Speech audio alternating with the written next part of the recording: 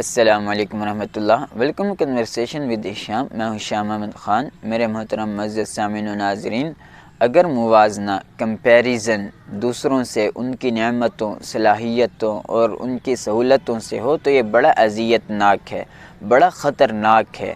یہ انسان کو کبھی خوش رہنے نہیں دے سکتا، یہ حسد میں مبتلا کر کے اس کا چین و سکون ہمیشہ کے لیے چھین لے گا۔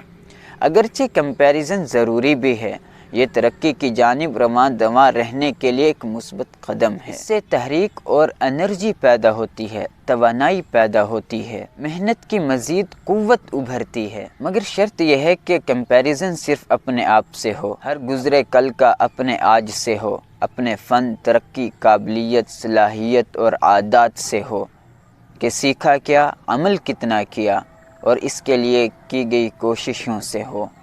والسلام۔